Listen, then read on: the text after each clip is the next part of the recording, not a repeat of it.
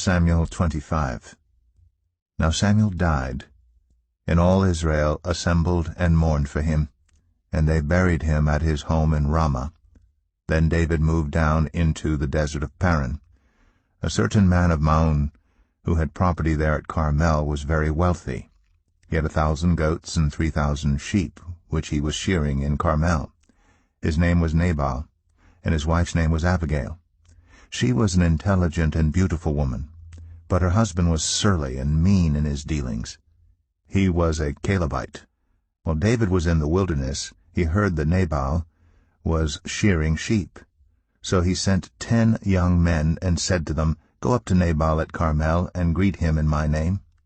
Say to him, 'Long life to you, good health to you and your household, and good health to all that is yours. Now I hear that it is sheep shearing time.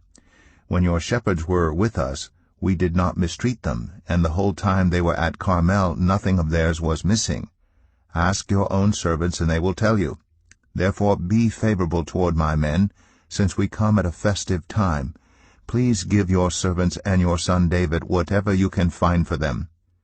When David's men arrived, they gave Nabal this message in David's name. Then they waited.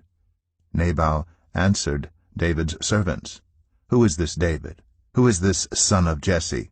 Many servants are breaking away from their masters these days. Why should I take my bread and water and the meat I have slaughtered for my shearers and give it to men coming from who knows where?" David's men turned around and went back. When they arrived, they reported every word. David said to his men, "Each of you strap on your sword." So they did, and David strapped his on as well. About 400 men went up with David, while 200 stayed with the supplies. One of the servants told Abigail, Nabal's wife, "David sent messengers from the wilderness to give our master his greetings, but he hurled insults at them. Yet these men were very good to us. They did not mistreat us, and the whole time we were out in the fields near them nothing was missing. Night and day they were a wall around us the whole time we were herding our sheep near them. Now think it over and see what you can do, because disaster is hanging over our master and his whole household. He is such a wicked man that no one can talk to him." Abigail acted quickly. She took 200 loaves of bread, 2 skins of wine, 5 dressed sheep, 5 seahs of roasted grain, 100 cakes of raisins, and 200 cakes of pressed figs, and loaded them on donkeys. Then she told her servants, "Go on ahead, I'll follow you." But she did not tell her husband, Nabal.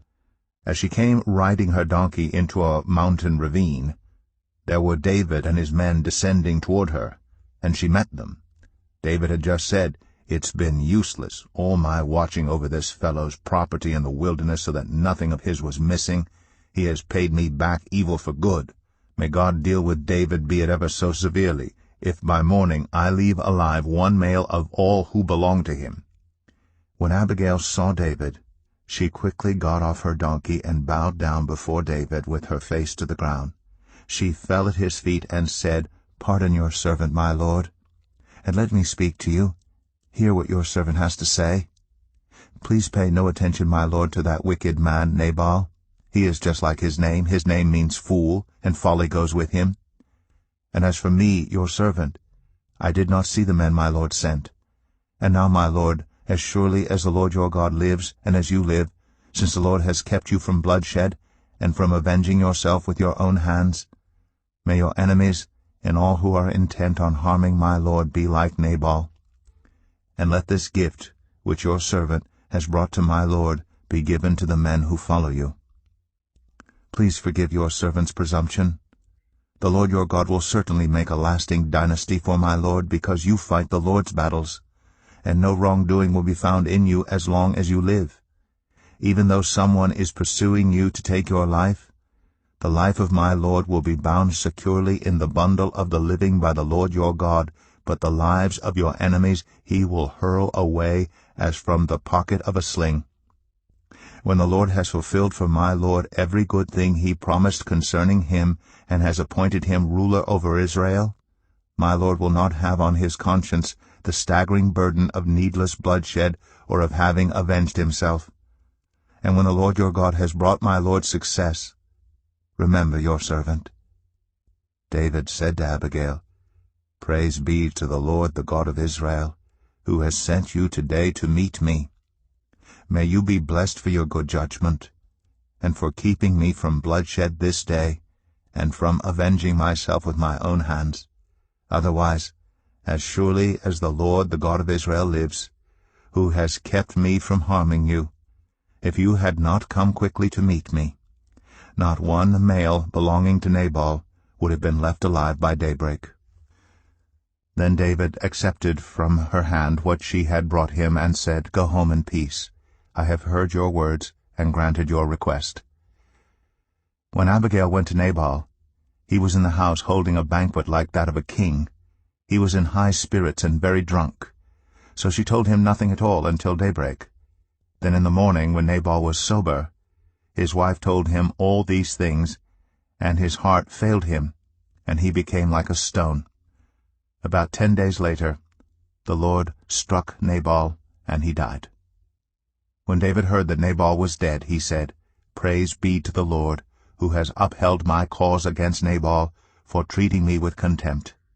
He has kept his servant from doing wrong, and has brought Nabal's wrongdoing down on his own head."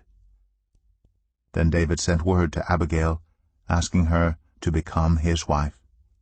His servants went to Carmel and said to Abigail, "David has sent us to you to take you to become his wife." She bowed down with her face to the ground and said, "I am your servant, and am ready to serve you and wash the feet of my Lord's servants." Abigail quickly got on a donkey, and attended by her 5 female servants, went with David's messengers and became his wife. David had also married Ahinoam of Jezreel, and they both were his wives. But Saul had given his daughter Michal, David's wife, to Paltiel, son of Laish, who was from Galim. 1 Samuel 26. The Ziphites went to Saul at Gibeah and said, "Is not David hiding on the hill of Hachilah, which faces Jeshimon?" So Saul went down to the desert of Ziph with his 3,000 select Israelite troops to search there for David. Saul made his camp beside the road on the hill of Hachilah, facing Jeshimon. But David stayed in the wilderness. When he saw that Saul had followed him there, he sent out scouts and learned that Saul had definitely arrived. Then David set out and went to the place where Saul had camped. He saw where Saul and Abner, son of Ner, the commander of the army, had lain down. Saul was lying inside the camp, with the army encamped around him. David then asked Ahimelech the Hittite and Abishai, son of Zeruiah, Joab's brother, "Who will go down into the camp with me to Saul?" "I'll go with you," said Abishai. So David and Abishai went to the army by night, and there was Saul, lying asleep inside the camp with his spear stuck in the ground near his head. Abner and the soldiers were lying around him. Abishai said to David, "Today God has delivered your enemy into your hands. Now let me pin him to the ground with one thrust of the spear. I won't strike him twice." But David said to Abishai, "Don't destroy him. Who can lay a hand on the Lord's anointed and be guiltless? As surely as the Lord lives," he said, "the Lord himself will strike him, or his time will come and he will die, or he will go into battle and perish. But the Lord forbid that I should lay a hand on the Lord's anointed. Now get the spear and water jug that are near his head, and let's go." So David took the spear and water jug near Saul's head, and they left. No one saw or knew about it, nor did anyone wake up. They were all sleeping, because the Lord had put them into a deep sleep. Then David crossed over to the other side and stood on top of the hill some distance away. There was a wide space between them. He called out to the army and to Abner, son of Ner, "Aren't you going to answer me, Abner?" Abner replied, "Who are you who calls to the king?" David said, "You're a man, aren't you? And who is like you in Israel? Why didn't you guard your lord the king? Someone came to destroy your lord the king. What you have done is not good. As surely as the Lord lives, you and your men must die because you did not guard your master the Lord's anointed. Look around you. Where are the king's spear and water jug that were near his head?" Saul recognized David's voice and said, "Is that your voice, David, my son?" David replied, "Yes, it is, my lord the king." And he added, "Why is my lord pursuing his servant? What have I done, and what wrong am I guilty of? Now let my lord the king listen to his servant's words. If the Lord has incited you against me, then may he accept an offering. If, however, people have done it, may they be cursed before the Lord. They have driven me today from my share in the Lord's inheritance and have said, 'Go serve other gods.' Now, do not let my blood fall to the ground far from the presence of the Lord. The king of Israel has come out to look for a flea, as one hunts a partridge in the mountains." Then Saul said, "I have sinned. Come back, David, my son, because you considered my life precious today. I will not try to harm you again. Surely I have acted like a fool, and have been terribly wrong." "Here is the king's spear," David answered. "Let one of your young men come over and get it. The Lord rewards everyone for their righteousness and faithfulness. The Lord delivered you into my hands today, but I would not lay a hand on the Lord's anointed. As surely as I valued your life today, so may the Lord value my life, and deliver me from all trouble." Then Saul said to David, "May you be blessed, David my son. You will do great things, and surely triumph." So David went on his way, and Saul returned home. 1 Samuel 27. But David thought to himself, "One of these days I will be destroyed by the hand of Saul. The best thing I can do is to escape to the land of the Philistines. Then Saul will give up searching for me anywhere in Israel, and I will slip out of his hand." So David and the 600 men with him left, and went over to Achish son of Maok, king of Gath. David and his men settled in Gath with Achish. Each man had his family with him, and David had his 2 wives, Ahinoam of Jezreel, and Abigail of Carmel, the widow of Nabal. When Saul was told that David had fled to Gath, he no longer searched for him. Then David said to Achish, "If I have found favor in your eyes, let a place be assigned to me in one of the country towns, that I may live there. Why should your servant live in the royal city with you?" So on that day Achish gave him Ziklag, and it has belonged to the kings of Judah ever since. David lived in Philistine territory 1 year and 4 months. Now David and his men went up and raided the Geshurites, the Girzites, and the Amalekites.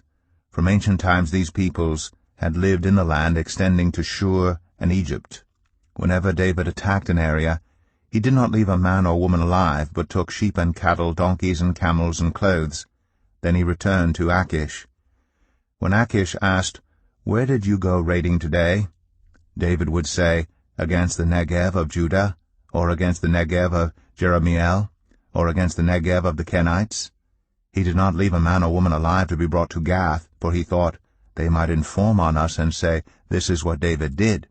And such was his practice, as long as he lived in Philistine territory.